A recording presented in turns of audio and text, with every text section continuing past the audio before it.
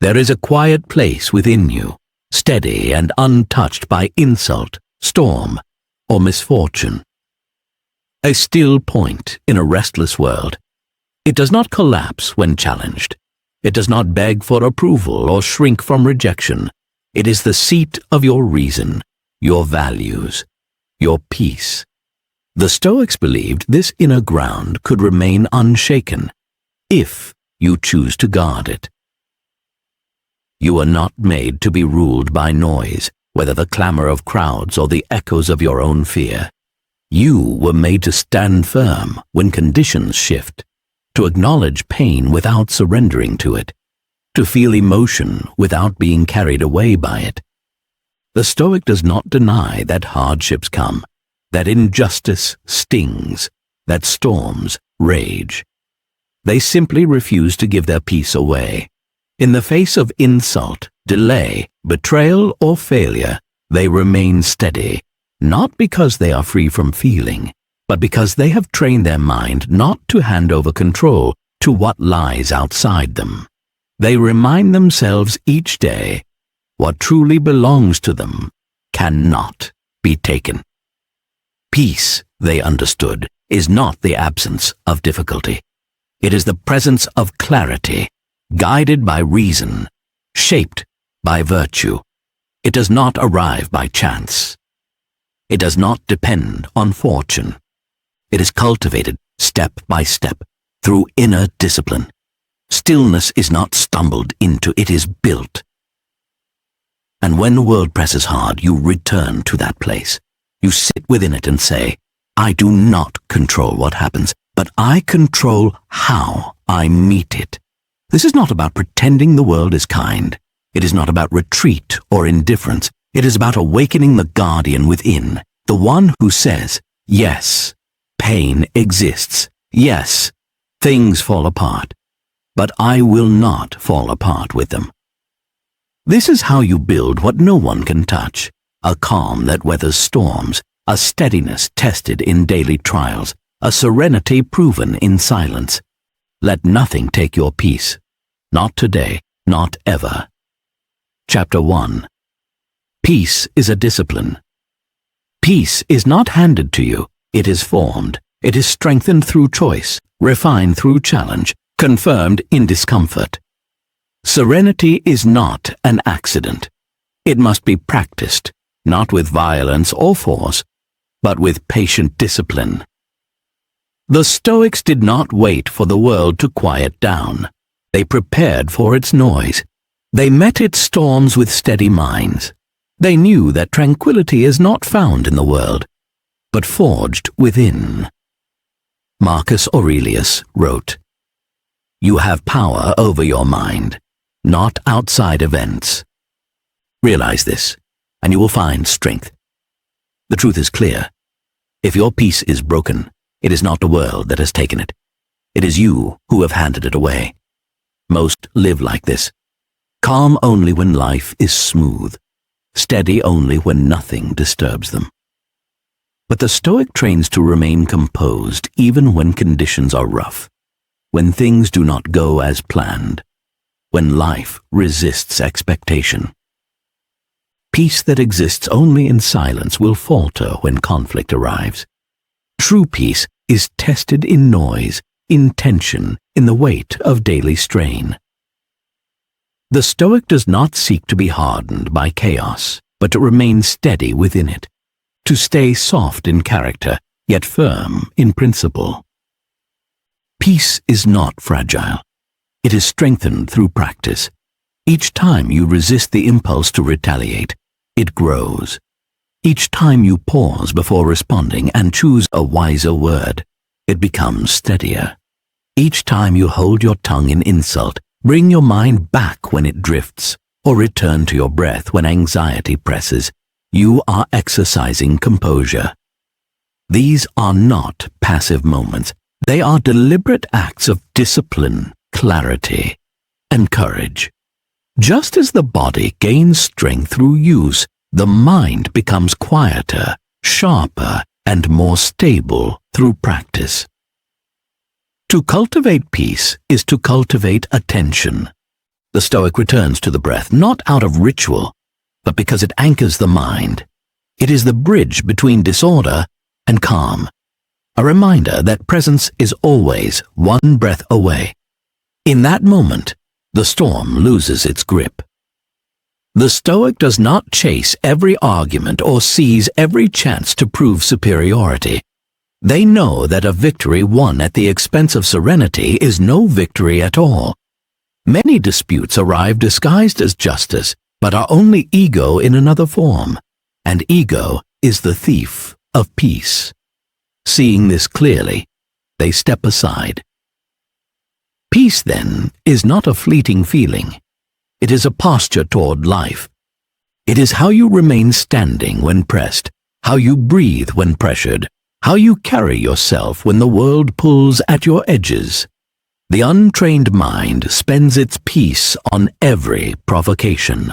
The trained mind preserves it, holding it carefully, using it wisely, like a blade that is drawn only when truly needed.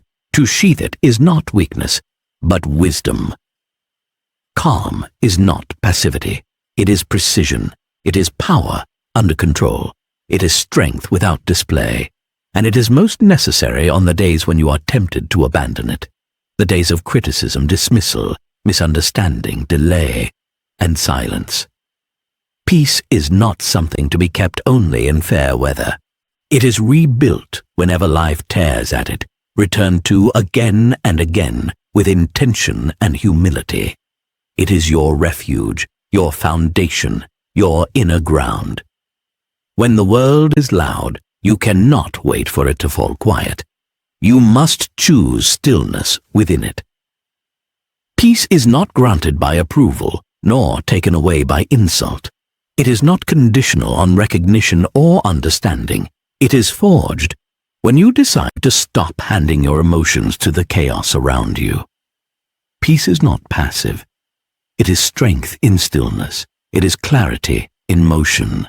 It is courage without aggression. And it is yours to build, one choice at a time. Peace is not something given freely. It is earned in how you respond, in the patience you show in discomfort, in the choice to remain steady when noise surrounds you. It grows in the pause before you speak, in the breath you take before you act, in the decision to walk away instead of escalate. It is found in the wisdom to ask, what will cost me less, my pride or my peace? Peace does not come from always being right. It comes from being rooted. It comes from standing on values that are not shaken by opinion. From knowing who you are when no one notices, when no one approves. Peace is a home you build within yourself, and no storm outside can undo what you have built inside. If you value it, you must protect it. Guard it from false urgency. Guard it from small battles that drain your attention. Guard it from those who seek to provoke. To defend your peace is not weakness. It is wisdom. And once you have built it, tested it, and returned to it through storms, you will see clearly. No insult, no delay, no discomfort is worth surrendering it. For when you hold your peace, you hold your strength, your direction, your very self. Chapter 2. The world owes you nothing. The quickest way to lose your peace is to expect the world to meet your expectations. If your serenity depends on how others behave, you have built your house on sand. The Stoic understood that entitlement is the enemy of calm. To believe people should act a certain way, or that life should unfold according to your script, is to set yourself up for disappointment. Because the world is not obligated to cooperate with your preferences. Traffic will not part for your schedule. People will not always speak kindly, nor act justly. If peace depends on fairness from the crowd, it will never last. Disappointment is rarely about what happened. It is about what was expected. We are not broken by events, but by the ideas we carried into them. Epictetus taught, Do not demand that things happen as you wish, but wish them to happen as they do, and you will live well. This is not apathy. It is alignment with reality. It is the understanding that peace is not found in control, but in cooperation with truth as it is. When you release the illusion of control over others, you gain mastery over yourself. This is the Stoic exchange. We do not govern outcomes, nor the behavior of others. What we can govern are our choices, our values, our interpretations. We guide our attention. We decide what meaning to give, how much energy to spend, and what direction to take. Peace begins not when the world bends to our desires, but when we learn to bend ourselves toward what the moment asks of us. It begins when we stop asking, why aren't they better, and begin asking, how can I respond with strength, grace, and clarity, regardless of what they do? The idea of should is often a hidden demand, a contract we have written that no one else has agreed to. It assumes people owe us kindness, that plans must unfold perfectly, that life must be fair. But the world is not built on our preferences. The moment we tie our peace to everything aligning with our desires, we hand it over to chance. Life then becomes a courtroom, with us as the prosecutor, and the world is always on trial. Every missed expectation becomes a new charge, every inconvenience a verdict of injustice. The Stoic does not live in that courtroom. They set down the gavel, they step outside, they let go of the illusion that life must conform to their terms in order to have meaning. They do not argue with reality, they work with it. They walk alongside it as a teacher rather than resist it as an enemy. They see the futility in asking, why is this happening to me? And instead turn to, now that it is, what will I do? In that shift lies freedom. The answer becomes the path forward. So what happens if you let go? If you loosen the clenched fist and allow life to be what it is, while you remain who you are? What if you stopped trying to command the ocean and instead learned how to sail? What if you accepted the moment not as defeat, but as the next chance to practice your virtues, patience, courage, humility, endurance? These qualities are not born in comfort. They are formed in difficulty. They grow not in still waters, but in the waves. The Stoic knows this. They do not wait for perfect conditions to act with integrity. They act with virtue regardless of the weather. They do not wait for harmony before practicing harmony. Acceptance is not surrender, it is clarity. It is looking at life as it is, without bitterness or distortion. It is saying, this is what stands before me. Now, who will I be in response to it?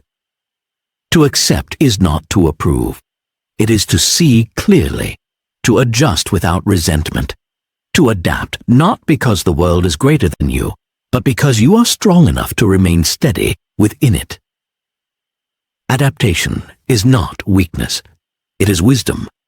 To see clearly that life bends for no one, and to move with it rather than break against it. The tree that sways in the storm is the tree that endures. Rigidity snaps, but principled flexibility survives. Act with principle, not entitlement. Let your response reflect your values, not your frustrations. Respond with vision, not impulse. Lead with purpose, not panic. Live as if the world owes you nothing, and as if you owe the world your best. In this way, peace is not something you merely keep. It is something you command. It becomes like a steady flame in a world of wind.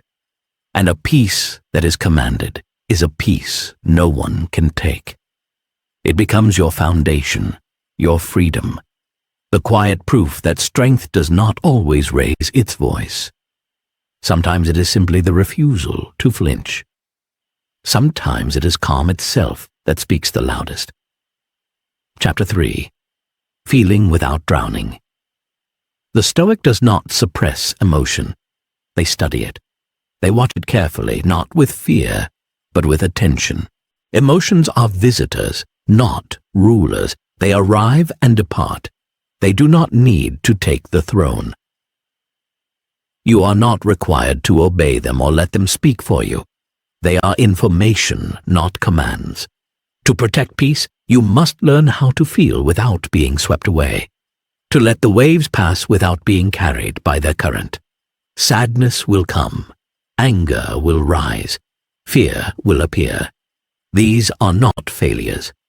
They are part of being human. The goal is not to eliminate them. The goal is not to become them. You feel anger, but you are not anger. You feel fear, but you are not fear. There is a difference. To live with clarity is to place emotion in its proper frame.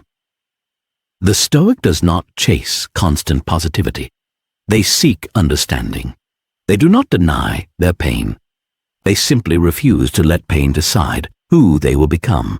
They leave space for tears, but not tantrums, room for grief, but not for chaos, to take command. Seneca warned, emotion turns destructive when we mistake it for truth. Feelings are not facts. Anger is not clarity. Fear is not prophecy. Anxiety is not evidence. You may feel like everything is falling apart, but that does not mean it is. You may feel betrayed, but pause. What is the story you are telling yourself? Emotion distorts, inflates, dramatizes. The Stoic steps back. They breathe. They separate sensation from interpretation. They ask, is this permanent? Is this true? Am I responding to what is or to what I fear? You will not always have perfect answers. You will not always feel steady, but awareness is the beginning of peace. It creates space. It creates breath. It allows you to choose who you will be instead of letting the storm decide for you. This is Stoic emotional mastery, not detachment, but discernment, not coldness, but clarity, not denial, but discipline. The Stoic feels. They ache. They are wounded, but they do not hand over the keys of their soul to emotion. They say, I see you. You may stay for a while, but you will not command me. That is the deeper peace, not one that depends on feeling good, but one anchored in wisdom. A peace that feels sorrow, yet still moves with purpose. That carries pain, yet still acts from virtue. This is what it means to feel without drowning. This is the strength of the Stoic. Chapter 4. Silence is your power. The Stoic speaks rarely, but with weight. Their words are chosen, not scattered. They do not respond to every rumor, every jab, every wave of noise. They know that silence is not weakness. Silence is protection. It is a fortress for clarity. In a world that demands constant reaction, quick replies, loud opinions, the Stoic reclaims power by pausing. They do not compete to be the loudest. They resist the pull to prove. They delay the quick comeback. They wait. They breathe. They understand that peace is not found in the last word, but in the right word, and sometimes in no word at all. This is not withdrawal. It is wisdom. The choice to conserve energy for what matters. The awareness that not every confrontation is worthy of your spirit. The Stoic does not waste calm on the shallow demands of strangers. They know many provocations are bait. They know not every battle needs to be fought. Some battles are won by walking away. Silence, when held with integrity, is often sharper than any sword. Marcus Aurelius reminded, the best revenge is to be unlike him who performed the injury. To rise above is the greatest resistance. You keep your peace when you remember. Not everything requires your voice. You do not need to answer every insult. You do not need to explain your worth to those who refuse to see it.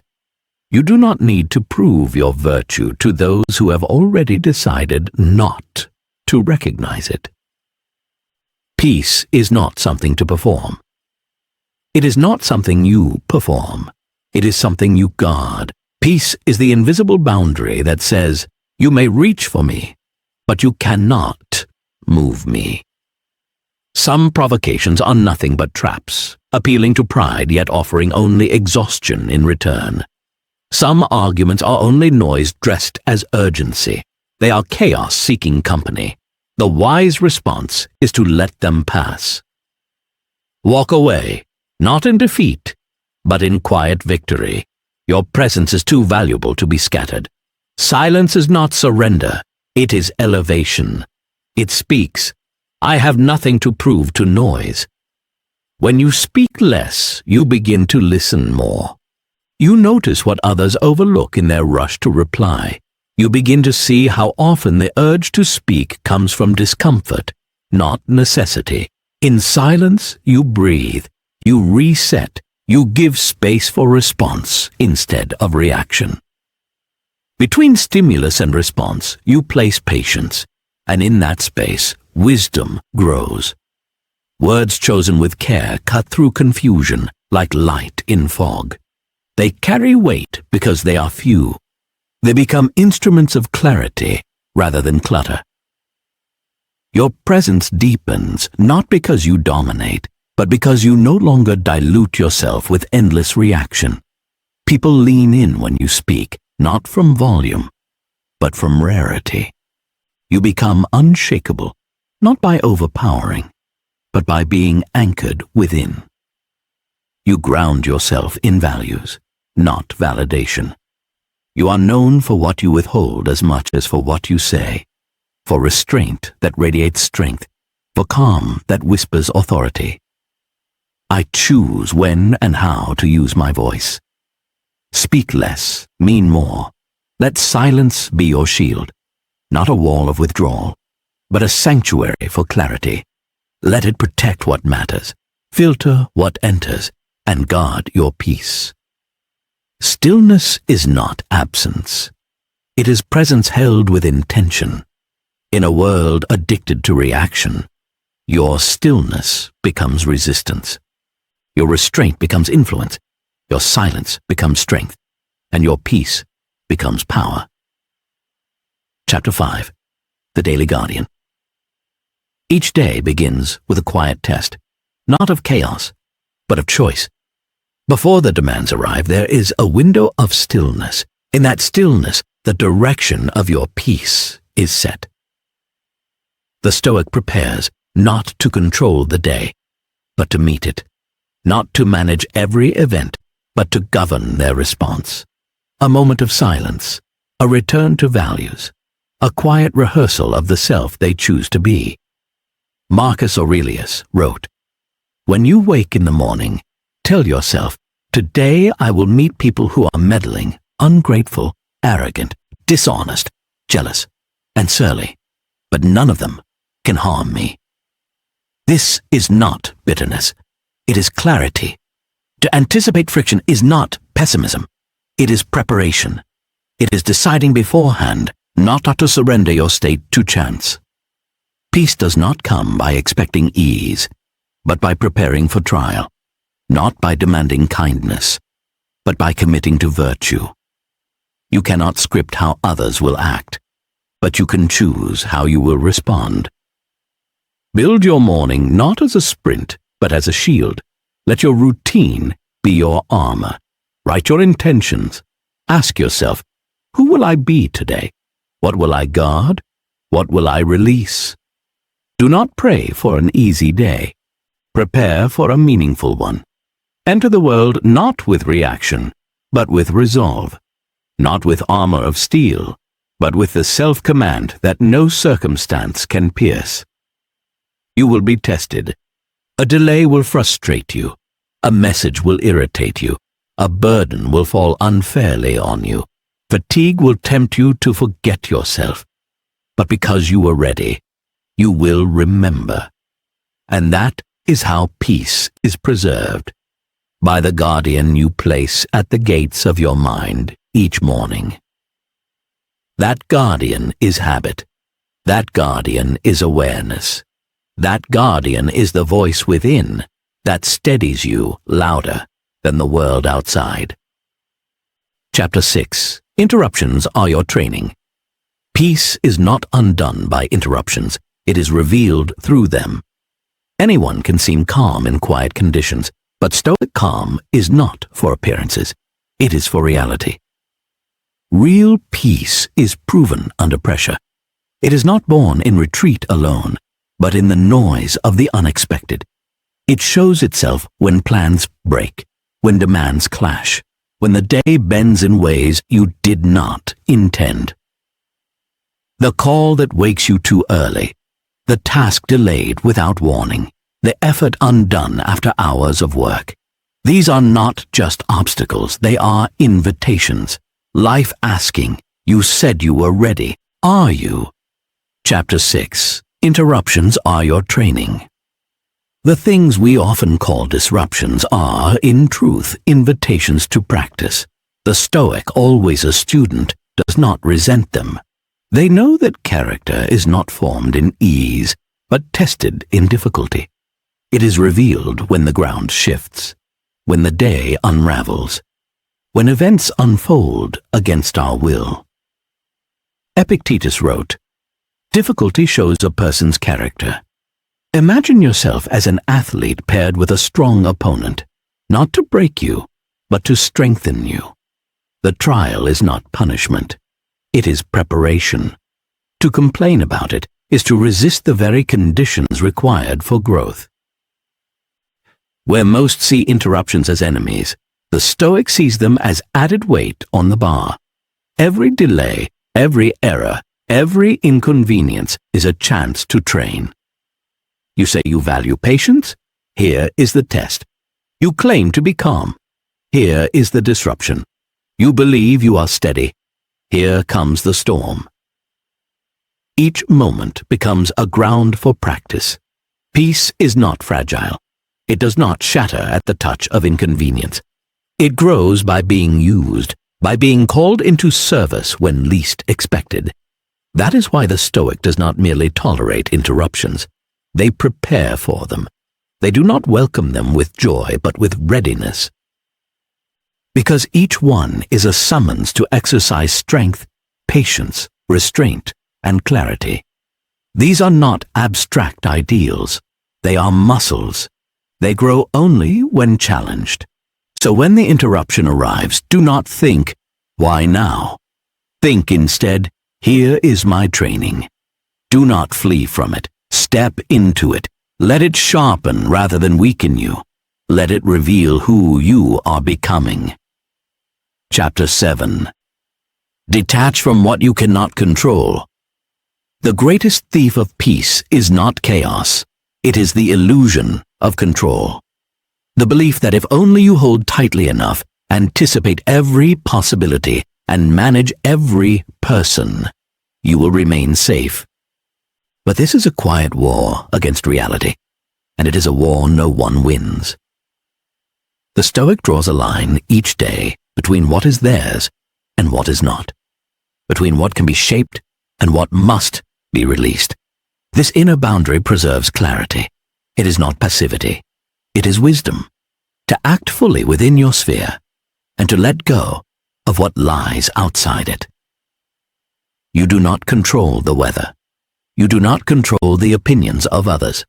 You do not control the economy, the traffic, or whether today greets you with praise or criticism. But you control your tone, your posture, your effort, your interpretation, your response. Peace lives here, not in mastery of the external, but in mastery of the internal, not in owning the world, but in owning yourself. Epictetus stated it simply: some things are up to us, and some are not. To forget this truth is to suffer. To remember it is to be free. Not free from pain, but from torment. not free from consequence but from unnecessary chains of the mind. Most people tie their peace to outcomes, to recognition, to timing, to applause. The Stoic unknots that rope. They anchor peace not in the unstable winds of circumstance, but in the steady ground of self-command. Chapter 7. Detach from what you cannot hold. Many cling tightly to what was never theirs to control, and when those things slip, as they always do, their peace collapses with them. The applause fades, the plans change, the relationship ends, and because their calm was built on a foundation they did not own, it falls away.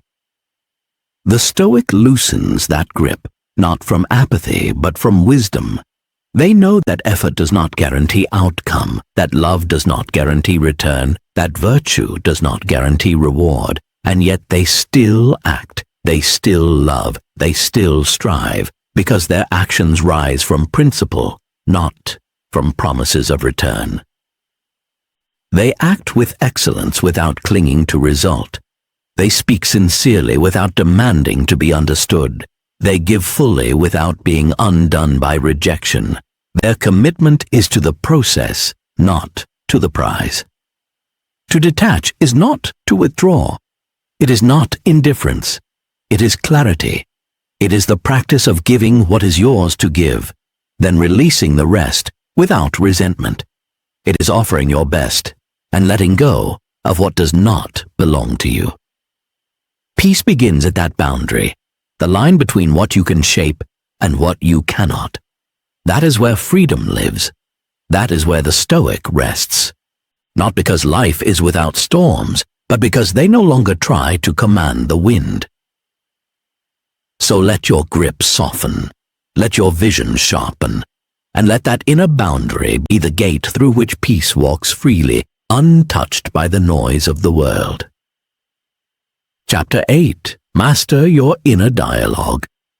If you do not master the voice within, it will be mastered for you, by fear, by doubt, by the noise of the world.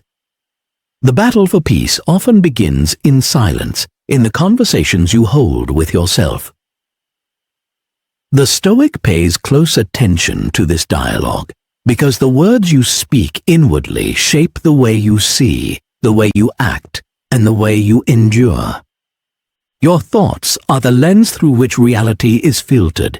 If the lens is cracked by cynicism or clouded by fear, your vision becomes distorted. You are always speaking inwardly. The question is, what tone do you use? Do you feed fear, giving it more weight than it deserves?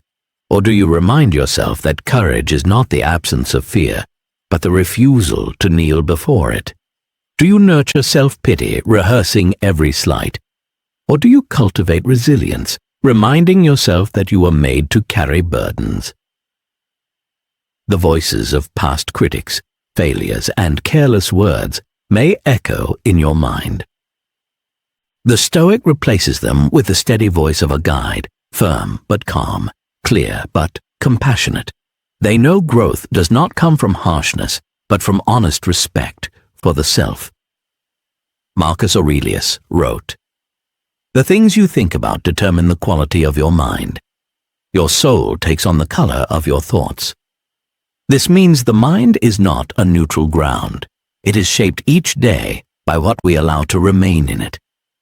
Every thought leaves its mark. If left unexamined, thoughts can become false scripts. I always fail. I am unworthy. Peace is not for me. These are not truths. They are distortions born of unchecked emotion. The Stoic does not hand the pen to fear. Peace is not only outward discipline, it is inward dialogue. It is the language you use with yourself when no one else is listening. The language can destroy you or steady you. So examine your thoughts. Test the stories you repeat. Ask, is this accurate? Is it useful? Or is it an old habit mistaken for truth? Speak with honesty, but also with care. Correct without cruelty. Encourage without illusion. The strongest Stoic is not the one who never wavers, but the one who notices the wavering early and guides the mind back before it strays too far. And if your inner voice has been trained in harshness, rewrite it, gently, consistently, with intention, because the voice you choose to cultivate becomes the companion you carry through every storm. Begin with a single phrase, a quiet affirmation. One moment where you interrupt the old story and begin a new one. This is not about pretending you are fearless or pretending life is flawless. It is about refusing to let fear narrate your life without question. That choice, that freedom, lies in the words you return to, again and again until they form your natural way of thinking. This is not a single rewrite, but a lifelong practice. Each day you notice, you edit, you guide. You catch a thought mid-spiral and steady it. No, I will not shrink here. No, I will not collapse into confusion. I will anchor. No one else lives in your mind but you. So shape it into a place you can walk into without dread. Let it be still when the world grows loud. Let it be clear when the path feels hidden. Let it be gentle when you fall. Build a mind of order, not noise, of principle, not panic, of renewal, not regret, a mind you can trust, an inner refuge guided by reason, guarded by truth, softened by patience. From that space, peace grows, not fragile, but strong enough to meet the world and to guide it. This is the work of the Stoic, to cultivate not noise, but a calm that cannot be shaken. Chapter 9. Guard your attention. You become what you give your attention to, not occasionally but continually. Attention is not neutral. It creates. It shapes your focus, feeds your emotions, molds your beliefs. Wherever you place it, you give it power, and over time, that power reshapes you. The Stoic knows peace cannot live alongside constant distraction. A scattered mind is a weakened life. A divided focus is a divided self. If your attention is pulled from one notification to the next, one worry to another, you are no longer directing your life. You are being directed by it. Seneca once wrote, "To be everywhere is to be nowhere." He spoke not only of place, but of mind. You can sit in one room while your thoughts scatter across a dozen regrets, fears, and comparisons. And in that scattering, your strength dissolves. When your attention is divided, your energy drains before the day begins, not because you lack hours, but because you lack presence. Pieces of you remain elsewhere, in yesterday's mistakes, in tomorrow's anxieties, in endless noise. What is left cannot go deep, cannot create, cannot hold stillness. Without stillness, there is no clarity. Without clarity, no lasting peace. A distracted mind floats on the surface of life. It scrolls instead of studies, reacts instead of reflects, drifts instead of directs. It cannot anchor. It cannot endure. Only by guarding your attention can you reclaim presence, and only with presence can peace take root. Guarding your peace begins with guarding your focus. This is not a passive wish. It is an active discipline. It is the quiet work of deciding what you allow into your mind and what you keep out. Just as you set boundaries for your time, you must set boundaries for your attention. Not everything deserves your gaze. Not every headline deserves your worry. Not every conflict deserves your voice. Think of your mind as a home. You would not open the door to chaos, envy, fear, or vanity, and invite them to sit at your table. Yet often, through unchecked habits or endless scrolling, you allow these very things to enter and shape your inner world. Each click, each repetition of the same worry, each unguarded distraction is a trade a trade of clarity for clutter, peace for noise, strength for confusion. Your attention is not neutral, it is formative. What you dwell on, you absorb. What you return to in silence becomes the architecture of your character. Each moment of focus is a brushstroke painting the canvas of your inner life. So let your attention rest on what strengthens you, what roots you in principle, what steadies you in difficulty. Let it linger where it nurtures courage and clarity. Guard it carefully, for where your attention settles, your energy follows, and where your energy gathers, your life takes shape. Protect your attention as you protect your peace, because they are inseparable. To attend to what builds you is to tend the soil of a strong, grounded, unshakable soul. Chapter 10. Peace as your legacy. The world is noisy. Let your life offer a different sound, not through resistance fueled by anger, but through composure that does not waver, not through volume, but through quiet strength. Let your stillness speak in ways that noise cannot. Let your calm be a kind of clarity that unsettles chaos simply by refusing to join it. When others hurry, walk with patience. When the noise rises, remain rooted in silence. When people chase shadows, stay with the light already within you. The Stoic does not live for applause but for alignment. Their worth is not measured in approval or recognition, but in the clarity of their conscience. They are not here to impress. They are here to embody. And what they embody most is peace, not temporary calm, not outward performance, but a peace that has been practiced until it has become part of their nature, a peace that does not falter in misunderstanding, a peace that meets opposition with grace, a peace that requires no validation because it rests in wholeness. Such steadiness is rare. It calms the room. It softens the restless. It teaches without instruction. The Stoics' silence becomes a lesson. Their restraint becomes a form of leadership, one that does not coerce but inspires, one that leads without demand. In this way, peace itself becomes their legacy.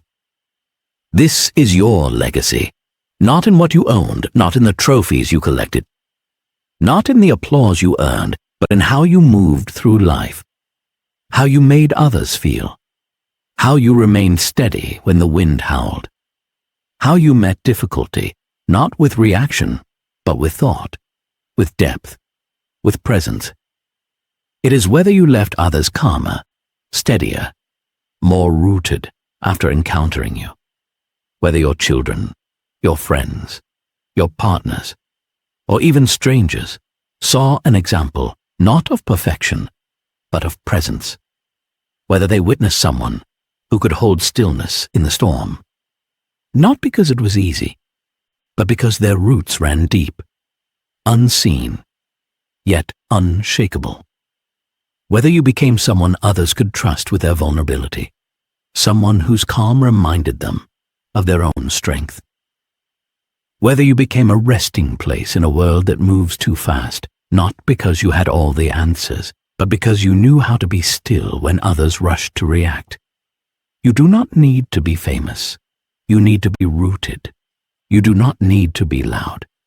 You need to be whole, and wholeness is magnetic. It is what makes your silence trustworthy. It allows you to move without seeking attention, to speak without dominating, to love without clinging, to lead without controlling. Wholeness is peace without neediness. It is strength without noise.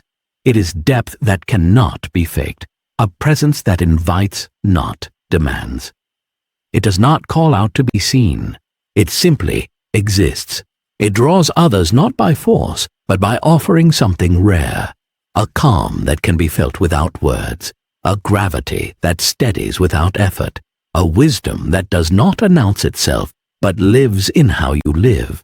Let your peace be what remains after you leave the room. Not the words you spoke, but the quiet strength you carried. Let it be the lingering sense of steadiness that softens the edges of others' chaos. Let it be something no one can disturb, no matter how loud the world becomes. Let it be proof that strength does not always fight. Sometimes it simply stands, breathes, and refuses to be pulled into what it does not believe in. That refusal is power. Within it lies a sacred boundary. You will not give your soul to every storm that comes knocking. You will not trade your calm for the approval of the anxious. You will not dilute your peace to match the volume of chaos. Let nothing take your peace, not criticism, not praise, not delay, not urgency, not rejection, not approval, not noise, not silence. Let your peace remain steadier than circumstance, deeper than mood, firmer than pressure, truer than perception. Let it be the invisible force that governs your presence, the unshakable center from which you walk, speak, and act. Let it be the rhythm beneath your reactions, the compass beneath your choices, the shield you carry when emotions surge. Let it shape how you move when the world presses in, how you breathe when time runs short. Wear it like sacred armor in every conversation, every decision, every challenge, every unseen moment. Let it be your signature, not written in ink, but etched in spirit, recognizable to those seeking refuge from their own storms. Let it whisper to them that calm is possible, that grounding is possible, that peace is not weakness. It is wisdom. It is strength in quiet form. Let your peace change the world, not through spectacle but through steadiness, not with fireworks but with presence, not all at once but one moment, one room, one gesture, one person at a time. That is how revolutions begin, quietly, steadily, unshakably. They do not announce themselves. They anchor themselves in principle, and your peace, held firmly and shared freely, becomes the invitation others forgot they were waiting for. It becomes the steady hand that reaches into someone else's storm and reminds them of their own strength. It becomes the calm voice in a room of noise, the stillness that holds firm amid chaos, the light that remains steady even when the wind rises. It becomes the presence that soothes without striving, the example that teaches without speaking.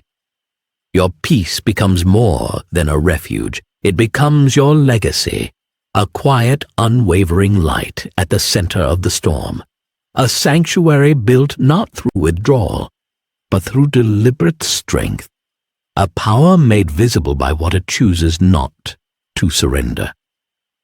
Let your peace be the quiet revolution, one that does not shake the earth, but roots it